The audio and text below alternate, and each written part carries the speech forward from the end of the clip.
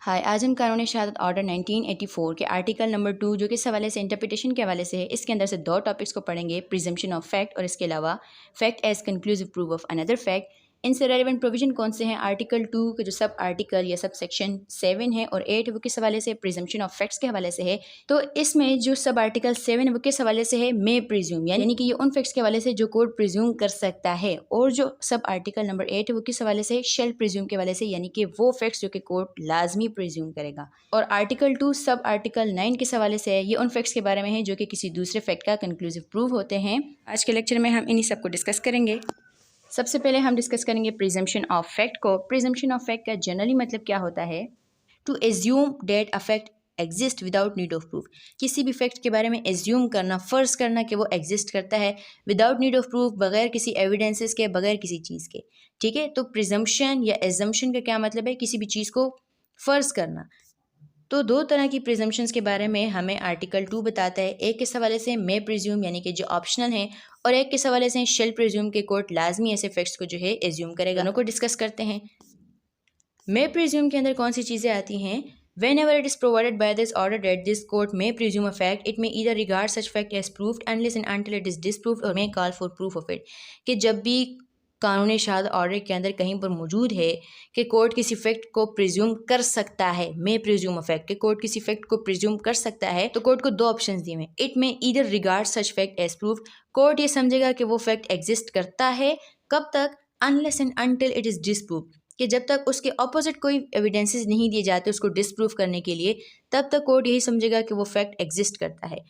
या फिर दूसरा अख्तियार क्या है? और में call for proof of it, court proof भी मांग सकता है, एविडेंसेस भी मांग सकता है उन फैक्ट्स के बारे में जिनको कोर्ट प्रिज्यूम कर सकता है। फॉर एग्जांपल आर्टिकल 129 के हवाले से कोर्ट में प्रिज्यूम सर्टेन फैक्ट्स, इसके अंदर कुछ फैक्ट्स दिए हुए हैं जिनको कोर्ट प्रिज्यूम कर सकता है। फॉर एग्जांपल अगर किसी पर्सन के पास कोई स्टॉलन प्रॉपर्टी है तो कोर्ट प्रिज्यूम कर सकता है कि ये पर्सन क्या है? एक थेफ्ट है। ठीक है, तो जब भी किसी फैक्ट के बारे में ये अख्तियार दिया हुआ कोर्ट को कि कोर्ट किसी फैक्ट को प्रिज्यूम कर सकता है, तो कोर्ट के पास दो ऑप्शन है कि कोर्ट ये समझेगा कि वो फैक्ट प्रूफ फैक्ट है तब तक जब तक उस फैक्ट को डिस्प्रूव नहीं किया जाता, या फिर क्या है, कोर्ट उस फैक्ट के लिए प्रूफ भी मांग सकता है, यानी एविडेंसेस भी मांग सकता है।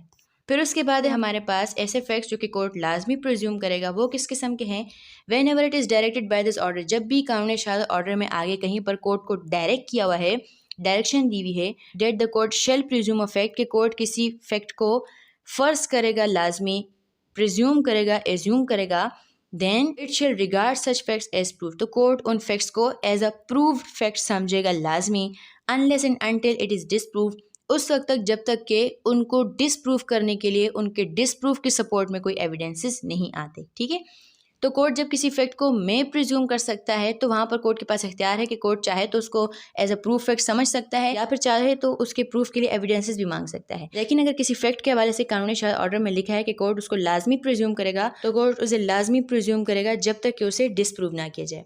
फिर उसके बाद लास्ट है हमारे पास fact conclusive proof of another fact. कब एक फैक्ट किसी दूसरे फैक्ट का कंक्लूसिव प्रूफ बन जाता है?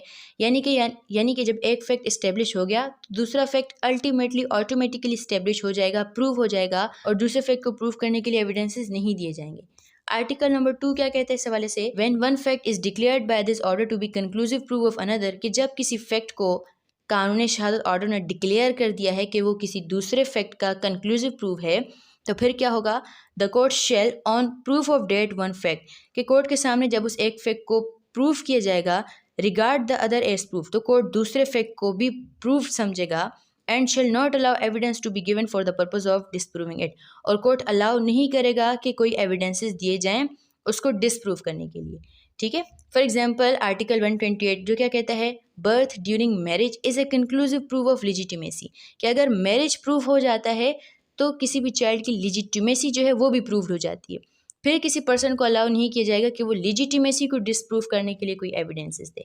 ठीक है, तो सिंपली क्या है कि जब किसी फैक्ट को कानूनी शहादत ऑर्डर ने किसी दूसरे फैक्ट का कंक्लूसिव प्रूफ डिक्लेयर किया हुआ है, तो जब वो एक फैक्ट प्रूव हो जाएगा तो कोर्ट दूसरे फैक्ट को भी प्रूव्ड फैक्ट समझेगा, और उस फैक्ट को, जो दूसरा फैक्ट है, उसको डिसप्रूव करने के लिए कोर्ट एविडेंसेस अलाउ नहीं करेगा। ठीक है, होप सो यहाँ तक आपको समझ में आ गया होगा। Thank you so much for watching.